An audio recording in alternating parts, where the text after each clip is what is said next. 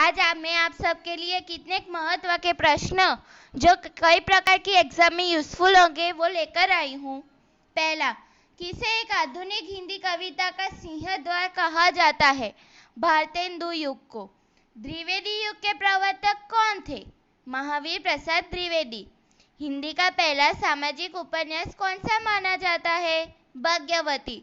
सन 1950 से पहले हिंदी कविता किस कविता के रूप में जानी जाती थी? प्रयोगवादी। ब्रज भाषा का सर्वोत्तम कवि है सूरदास। आदिकाल के बाद हिंदी में किस साहित्य का उदय हुआ? भक्ति साहित्य का। निर्गुण भक्ति काव्य के प्रमुख कवि है कबीरदास। किस काल को स्वर्ण काल कहा जाता है? भक्ति काल। हिंदी का आदि कवि किसे माना जाता है? स्वयंभू। आधुनिक काल का समय कब से माना जाता है? 1900 से अब तक। जयशंकर प्रसाद की सर्वश्रेष्ठ रचना कौन सी है? कामायनी। बिहारी ने क्या लिखा है? दोहे।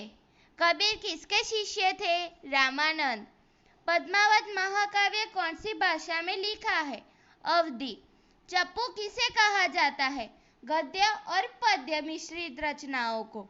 कलादार उपनाम से कविता कौन से कवि लिखते थे? जयशंकर प्रसाद। रसनिधि किस कवि का उपनाम है? पृथ्वी सिंह। प्रेमचंद्र के अधूरे उपन्यास का नाम है मंगलसूत्र। हिंदी का सर्वाधिक नाटककार कौन है? जयशंकर प्रसाद। तुलसीकृत रामचरितमानस में कौन सी भाषा का प्रयोग किया गया है? अवधी भाषा का।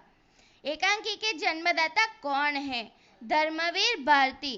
रामचरितमानस का प्रधान रस है शांत रस। सबसे पहले अपनी आत्मकथा हिंदी में किसने लिखी? डॉक्टर राजेंद्र प्रसाद ने। हिंदी कविता का पहला महाकाव्य कौन सा है? पृथ्वीराज रासो। हिंदी के सर्वप्रथम प्रकाशित पत्र का नाम क्या है? उदंड मार्तंड।